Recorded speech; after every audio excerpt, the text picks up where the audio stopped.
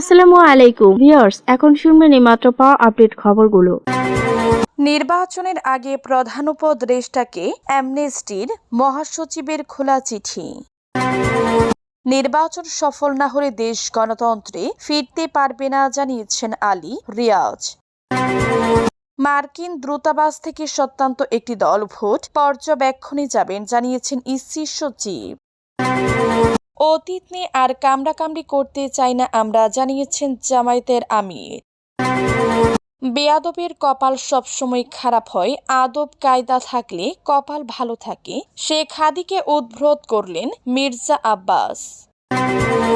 কারোর বিরুদ্ধে না, আমরা সিস্টেমের বিরুদ্ধে জানিয়েছেন নাসির উদ্দিন পাটোয়ারি। নির্বাচনের আগে প্রধান উপদেষ্টাকে অ্যামনেস্টির মহাসচিবের খোলা চিঠি। অন্তর্বর্তী সরকারের প্রধান উপদেষ্টা ডক্টর মুহাম্মদ ইউনূসের কাছে খোলা চিঠি লিখেছেন আন্তর্জাতিক মানবাধিকার সংগঠন অ্যামনেস্টি ইন্টারন্যাশনালের সেক্রেটারি জেনারেল বা মহাসচিব অ্যাগনেস ক্যালামার্ড। চিঠিতে তিনি মানবাধিকার রক্ষা ও উন্নয়ন এবং জবাবদিহিতা নিশ্চিত করার লক্ষ্যে গঠনমূলক সংলাপের অংশ হিসেবে আসন্ন নির্বাচনের প্রাক্কালে মৌলিক অধিকার সুরক্ষা নিয়ে অ্যামনেস্টি ইন্টারন্যাশনালের উদ্বেগ ও সুপারিশ তুলে ধরেছেন। চিঠিতে গত সোমবার ২৬ জানুয়ারি লেখা হয় এবং অ্যামনেস্টি ইন্টারন্যাশনালের ওয়েবসাইটে পুরো চিঠিটি প্রকাশ করা হয়েছে। চিঠিতে ক্যালামার্ড আগামী নির্বাচনের বিষয় লিখেছেন, বাংলাদেশ যখন অন্তর্বর্তী সরকারের তত্ত্বাবধানে আগামী ১২ ফেব্রুয়ারি জাতীয় নির্বাচনের দিকে এগোচ্ছে, ঠিক এমন এক গুরুত্বপূর্ণ সময় আমি আপনাকে লিখছি। নির্বাচন সফল না হলে দেশ গণতন্ত্রে ফিরতে পারবে না জানিয়েছেন আলী রিয়াজ। ত্রয়োদশ জাতীয় সংসদ নির্বাচন সফলভাবে সম্পন্ন না হলে বাংলাদেশ বৃত্তচক্রে পড়ে যাবে এবং গণতন্ত্রে রূপান্তর হতে পারবে না বলে মন্তব্য করেছেন প্রধান উপদেষ্টার বিশেষ সহকারী ডক্টর আলী রিয়াজ। বুধবার ২৮ জানুয়ারি সকালে শান্তিপূর্ণ নির্বাচন ও সহিংসতা প্রতিরোধ মাঠ পর্যায়ের অভিজ্ঞতার আলোকে শীর্ষক গোল টেবিল আলোচনায় প্রধান অতিথির বক্তব্যে তিনি একথা বলেন। রাজধানী লেকশোর হোটেলে এ আয়োজন করে গবেষণা প্রতিষ্ঠান বাংলাদেশ এন্টারপ্রাইজ ইনস্টিটিউট অধ্যাপক আলী রিয়াজ বলেন, জুলাই জাতীয় সনদ বাংলাদেশের জনগণের সঙ্গে রাজনৈতিক দলগুলোর একটি চুক্তি। ৩০টি রাজনৈতিক দল দীর্ঘ ৯ মাস নিরবিচ্ছিন্ন আলোচনার মাধ্যমে এজেন্ডাগুলো তৈরি করেছে। তাই এই চুক্তির বাস্তবে রূপ দেওয়ার দায়িত্ব রাজনৈতিক দলগুলোর উপরও বর্তায়।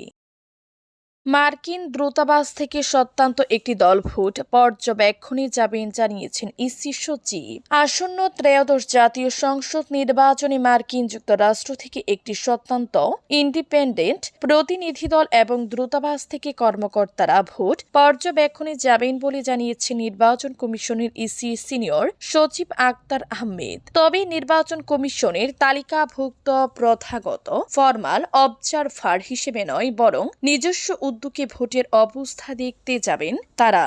বুধবার ২৮ জানুয়ারি ঢাকায় নিযুক্ত মার্কিন রাষ্ট্রদূত ক্রিস্টেনসেন প্রধান নির্বাচন কমিশনারের সিইসির সঙ্গে বৈঠক করেছেন। বৈঠক শেষে তিনি সাংবাদিকদের এসব তথ্য জানান।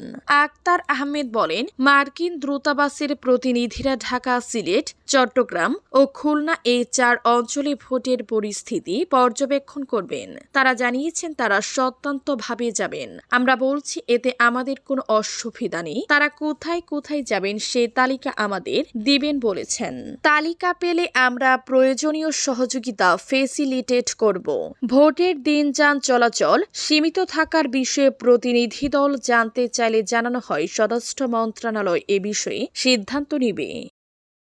অতীত নিয়ে আর কামড়াকামড়ি করতে চাই না আমরা জানিয়েছেন জামায়াতের আমির। সারা বাংলাদেশকে আমরা ন্যায় ও ইনসাফের ভিত্তিতে একটা ফরওয়ার্ড লুকিং বাংলাদেশ হিসেবে এগিয়ে নিয়ে যেতে চাই। পিছন নিয়ে আমরা আর কামড়াকামড়ি করতে চাই না, আর জাতিকেও আমরা বিভক্ত করতে চাই না। আমরা সবাই মিলেমিশে সামনে এগোতে চাই, এমনটাই মন্তব্য করেছেন বাংলাদেশ জামায়াতে ইসলামীর আমির ডক্টর শফিকুর রহমান। বুধবার ২৮ জানুয়ারি দুপুরে দুপুরে রাজধানীর উত্তর কাফরুল এলাকায় ঢাকা ১৫ আসনে নিজে নির্বাচনী জনসংযোগ শুরুর আগে তিনি এসব কথা বলেন। এদিন দুপুরে উত্তর কাফরুল হাই স্কুল থেকে তিনি নির্বাচনী প্রচারণা শুরু করেন।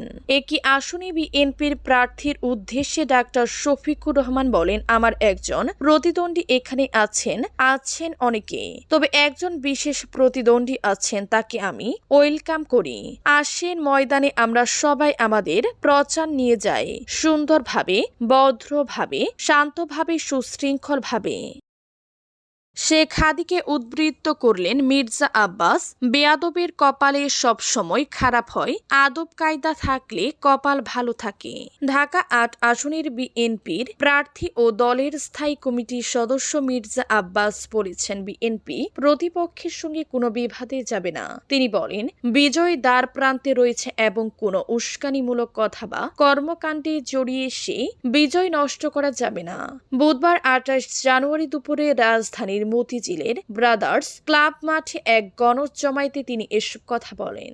গণজমায়েতে নেতা কর্মীদের উদ্দেশ্যে মির্জা আব্বাস বলেন, কিছু পক্ষ অসাধু উদ্দেশ্যে দেশকে দুর্বল করে রাখতে চায়, তবে আসন্ন ১২ ফেব্রুয়ারির ভোটের মাধ্যমে জনগণ এর জবাব দিবে বলে তিনি মন্তব্য করেন। তার ভাষায়, বিএনপির সামনে কোনো দল টিকে থাকতে পারবে না, এ বাস্তবতা মেনে নেওয়ার সময় এসেছে। তিনি বলেন, বিএনপির কর্মীরা অশৃঙ্খল নয় এবং দলটি শান্তিপূর্ণ রাজনীতিতে বিশ্বাস করে। নির্বাচনকে সামনে রেখে বিএনপিকে কালিমা লিপ্ত করতে একটি মহল পরিকল্পিতভাবে অপপ্রচার চালাচ্ছে বলে অভিযোগ করেন তিনি। মির্জা আব্বাসের দাবি, যাদের নির্বাচনী অভিজ্ঞতা নেই তারাই বিএনপিকে হেয় করার চেষ্টা করছে। কারোর বিরুদ্ধে না, আমরা সিস্টেমের বিরুদ্ধে, বলেছেন নাসির উদ্দিন পাটোয়ারি। কারোর বিরুদ্ধে না, আমরা সিস্টেমের বিরুদ্ধে বলে মন্তব্য করেছেন ঐক্যবদ্ধ বাংলাদেশ জোটের মনোনীত ঢাকা ৮ এর সংসদ সদস্য প্রার্থী নাসির উদ্দিন পাটোয়ারি। বুধবার ২৮ জানুয়ারি সকালে কমলাপুর রেল স্টেশনে এসে গণসংযোগ ও মতবিনিময় করে তিনি এই মন্তব্য করেন। এ সময় মঙ্গলবার ২৭ জানুয়ারি তার প্রচারণায় বাধার ঘটনা উল্লেখ করে নাসির উদ্দিন বলেন, ঢাকা ৮ আসনে পড়তে চাঁদাবাজি, সন্ত্রাসী কার্যক্রম, আমরা কারোর বিরুদ্ধে না, সিস্টেমের বিরুদ্ধে। সন্ত্রাসী কার্যক্রম বন্ধ করতে অবকাঠামো পাল্টাতে হবে। কেউ সিস্টেম পরিবর্তন না করে আগের সিস্টেমের নব্য পাহারাদার সাজতে চায়। তিনি বলেন, আমরা কাউকে উস্কানি দেইনি, আমি কোনো বিএনপি নেতার গায়ে পাড়া দেইনি, আমরা প্রচারণা করতে গিয়েছিলাম, তারা এসে আমাদের বাধা দিয়েছে। নাসির উদ্দিন আরো বলেন, আমরা সিম্পেথির রাজনীতি করি না, সিম্পেথির রাজনীতি করলে রাস্তায় গিয়ে শুয়ে থাকতাম। ন্যূনতম জ্ঞান ও শিক্ষা না রেখে মানুষকে যারা বিভ্রান্ত করে তারা নতুন করে স্বৈরাচার হতে চায়। এই বাংলাদেশে আমরা কাউকে নতুন করে স্বৈরাচার হতে দিব না বলে মন্তব্য করেছেন জাতীয় নাগরিক পার্টি এনসিপি উত্তরাঞ্চলের মুখ্য সংগঠক ও পঞ্চগড় ১ আসনের ১১ দলীয় জোটের শাপলাকলির প্রার্থী সার্জিস আলম।